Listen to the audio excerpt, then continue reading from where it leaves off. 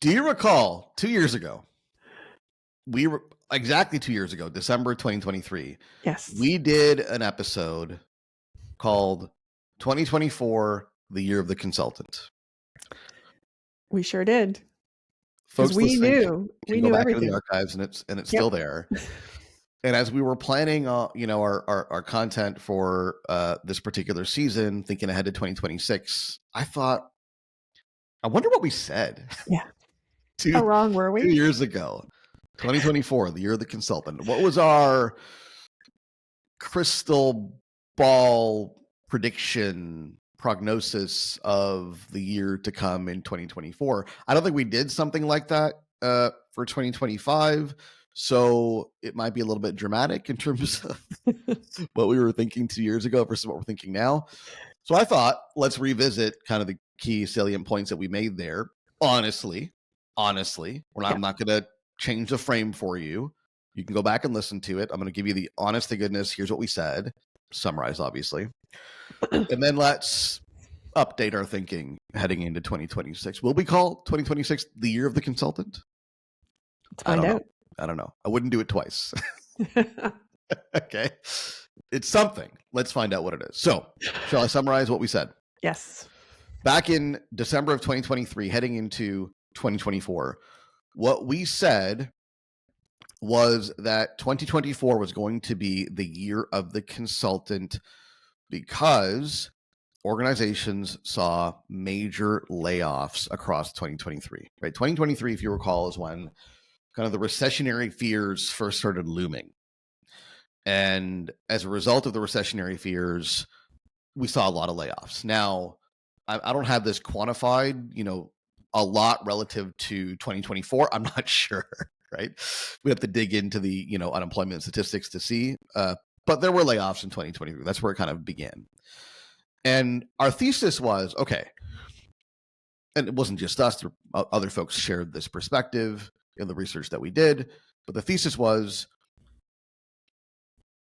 a lot of organizations are now going to head into 2024 with less headcount, less people, less resources, and they're likely not scaling down on their goals. They're likely not scaling down on their objectives. They still have work to do. And this represents an opportunity, a massive opportunity for the independent consultant, for the boutique firm. Why? Because I'm the head of a department and my head count just went from 50 to 20. I still got work to do. And speak to anybody who is a decision maker, an executive during the period of the past couple of years, and they will tell you they were being forced to do more with less. Mm-hmm. Same goals, same objectives, often more aggressive, less resources. And so if those organizations needed help, they were going to prefer the consultant they can pay $50K for one specific project that they need help on, as opposed to bringing on a fully loaded FTE at $200K, which was not even an option because you don't lay off people to rehire, right? But could they then find the budget to hire independent consultants, boutique firms to cover some of the gaps? Our theory was, yes, they could, and this presents an opportunity for you, the consultant. Plus, at that time, I think the normalization of remote work was just being solidified right after a couple of years of COVID and folks working from home. I think this is kind of where the, back to work, back to the office thing was starting, but it was very normal that even employees would work 2, 3, if not 4 or 5 days a week from home. Mm-hmm. And therefore working with a consultant remotely, not needing them in the office, also became very normal and acceptable. Yeah. So far, so good. Yeah. I don't think we saw what was coming. No. No. Necessarily. But I don't think we were wrong. I think all of that happened. Yeah. Right. There were definitely in 2024 and 2025, there were definitely a lot of opportunities for consultants to step in and take over some of that work and become a stopgap measure for these organizations. And we know of many consultants and boutique firms that capitalized on that. Now, did they do as well as they did before? Was a revenue up or was a revenue down? That's a more complicated question, but certainly opportunities arose as a result of the layoffs and work needing to get done regardless. Now, where were we wrong? Or what didn't we see coming, perhaps? Yeah, I think the biggest one that in a lot of ways surprised a lot of people is the effect of AI. So I'm trying to picture where we were with AI at that point, but I think it was, a lot of ways a very sort of nebulous concept to the layperson, right? To the person who wasn't working in that space or, really into that kind of thing. And so we had this notion that, yeah, someday the robots will come, something's going to happen, maybe they'll take our jobs, but no one really knew what would occur. And we weren't really sure what the timeline was. Now, what actually happened was, a considerable effect, specifically if we talk about the consulting world. So what happened that we did not predict was that, AI just essentially changed the game in a lot of ways. And for a lot of types of consulting, it also just reshaped what clients want and what consultants can provide.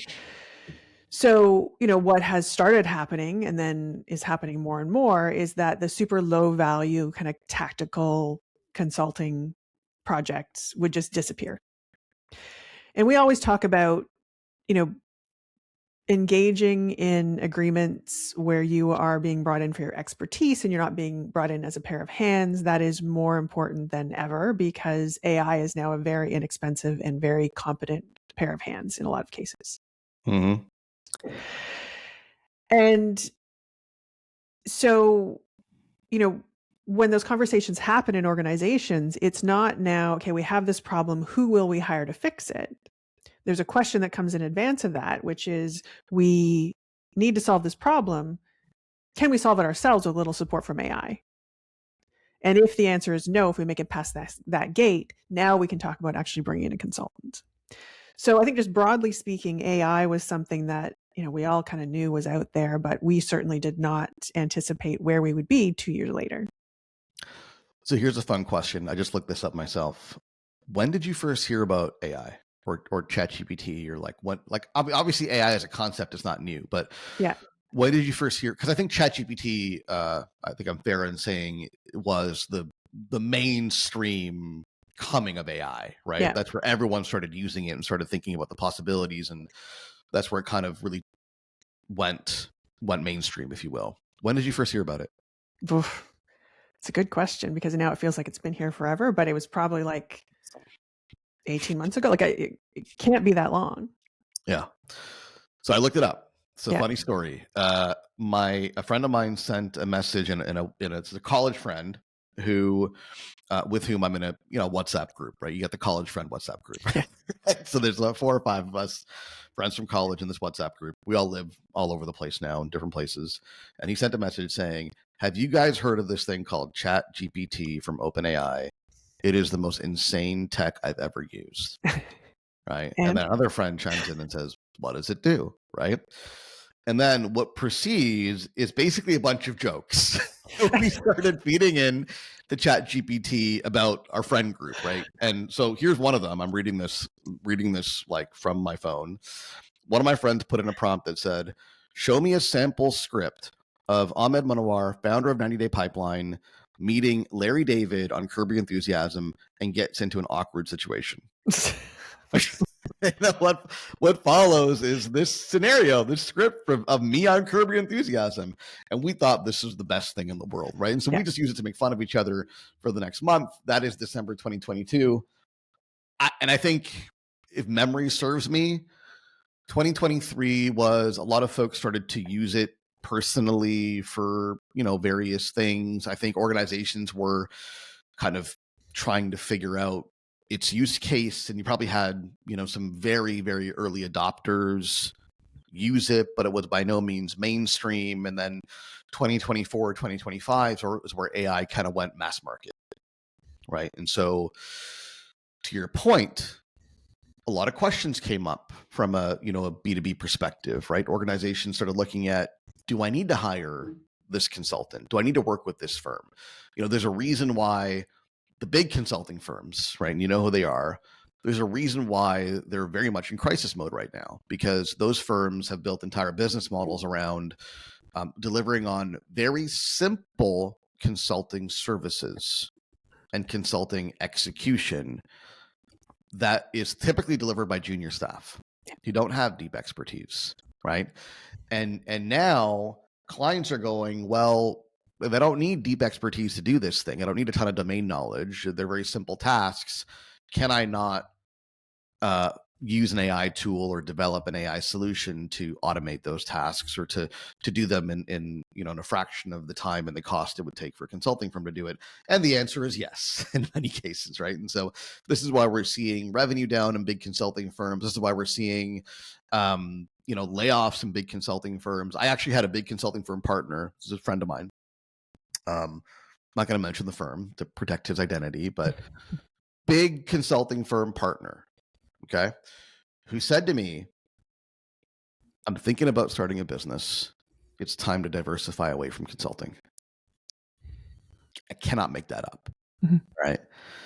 And so this, I think, captures some of what we're seeing in consulting as a result of AI. By no means has AI killed consulting. I think that's just fundamentally untrue, and there's tons of data to support that. But as we've talked about in previous episodes, it has undoubtedly raised the bar on consulting value, right?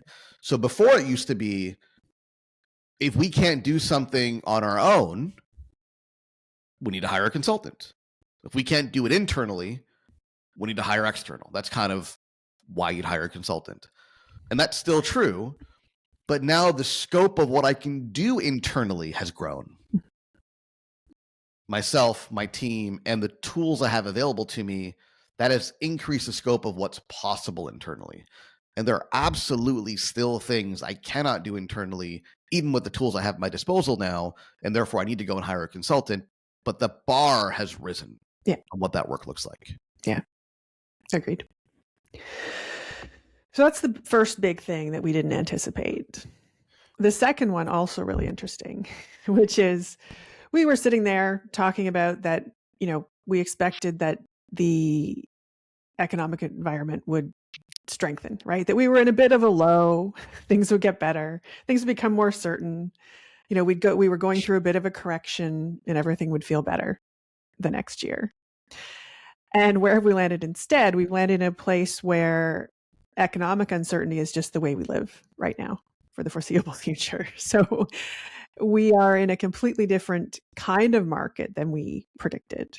Yeah, and I mean, if you want to get into some of the drivers there, I mean, I definitely the layoffs and the recessionary fears heading into 2024 realize themselves, right? And so the layoffs, I don't know that we said we were on the tail end of it, or I don't know that you and I predicted much in that regard back in 2023, but we definitely weren't on the tail end of it. There were more layoffs through 2024, through 2025, more recessionary fears, more softening of the economy.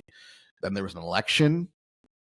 I remember kind of summer of 2024, it was like, it was a really weird time.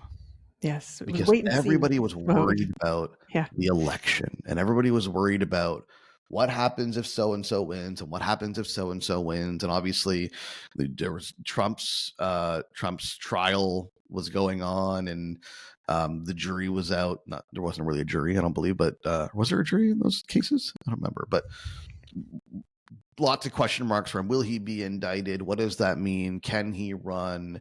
And everyone just felt unstable. I think, and this is referring to the U.S. economy, obviously, but which has undoubtable effect on the global economy. And so there's just a sense of instability. And I remember thinking at the time, it's funny now, once the election is done, whoever wins, things will be stable again. We'll all feel a sense of stability.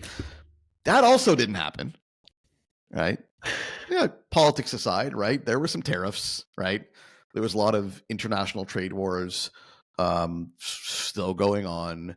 The economy didn't seem to rebound, although it did show some resilience. The markets were pretty resilient, but no strong rebound yet.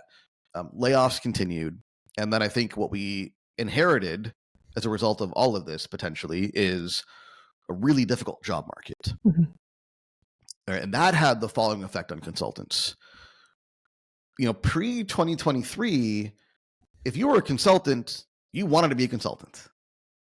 That was you decided one fine day, I want to commit myself to a consulting career, typically kind of the back end of your career, but I wouldn't say that's always the case. But that was kind of the norm, right? If you were a consultant because you wanted to be a consultant. Today, we live in a very different reality. Today, you have the consultants that want to be consultants, and you have the consultants that can't get a job.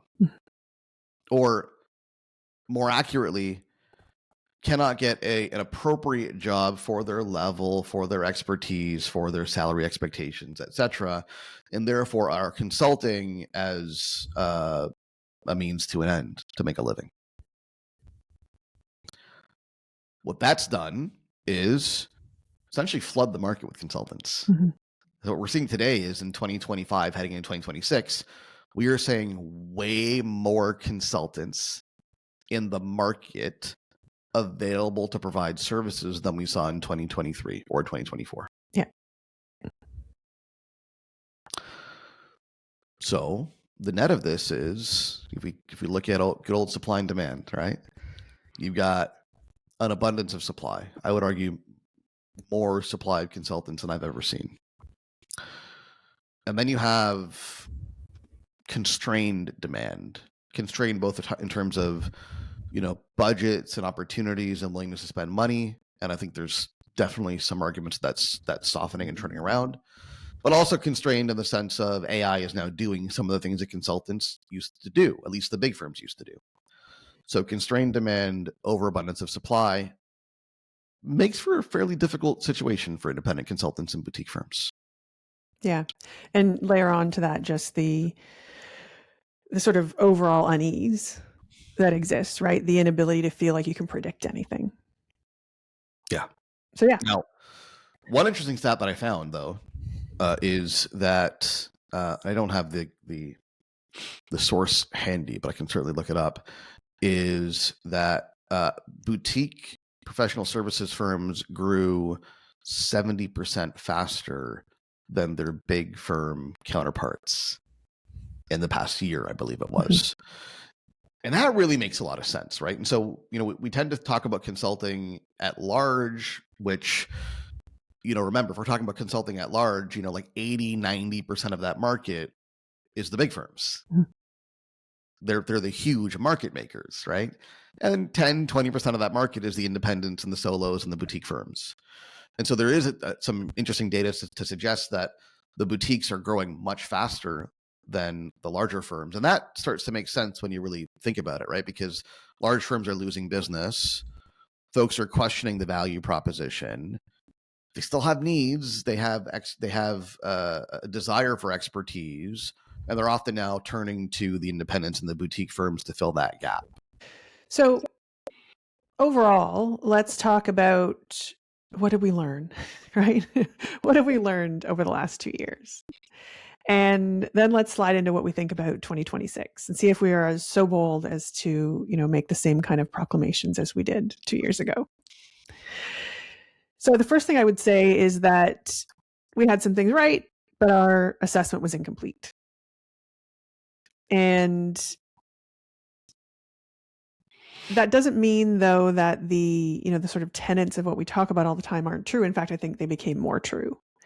So the consultants that were able to successfully walk through those past 2 years and do it in a way where they, profited and grew and things were, positive and optimistic. That's because they found a way to get really clear about the value proposition, right? They found a way to get very specific about their offer.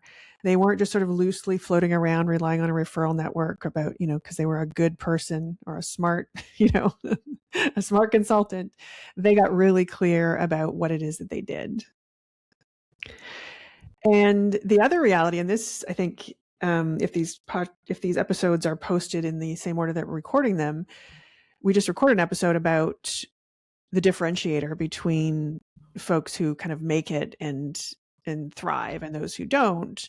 And the big differentiator there is adaptability. And so I think what also these last 2 years have taught us is that being adaptable, being able to bob and weave and make adjustments is the thing that's going to allow you to be successful. Yeah. Yeah. And I would say, just to explain a little bit further, this idea of, having to have really clear, crisp value propositions. And you alluded to this, where in the past, maybe you needed to be a little bit soft in your value proposition because you're relying on that warm network who already know, like, and trust you. And when budgets are flush and money is flowing, it's like, I could kind of take a bet on a guy, that I have some experience with, and he doesn't need to be all buttoned up because, there's money flowing, not a big deal. The consequences aren't significant. Boy, has that changed, right? So now the scrutiny over how I, as a buyer, a client, spend my money has, I don't know, 10x, right? Like, in the sense of, I need to really justify, both to myself and to the powers that be, I really need to justify where I'm spending my money now. And so the loosey-goosey value propositions, trust me, we know each other, we work together at so-and-so, not cutting it now. Now it's, okay, well, here's my problem. What's your value proposition? Do you have experience doing this? Do you have a track record? Are you the go-to person for this? Can you articulate to me the outcomes I'm going to get working with you? Like, a lot more scrutiny over where I spend more money, which has therefore favored the consultants with harder, more concrete, specific value propositions. Yeah. And I would say that, like, if we move into talking about 2026, to me, that is the thing that really is important to highlight, right? If we thought that 2024 was going to be the year of the consultant, sort of a loose statement in retrospect, right? Consultants generally are going to do great. What we're saying about 2026 is that the consultants who are going to do well are the ones who bring real strategic value, right? Who bring specific, genuine expertise that they can demonstrate clearly.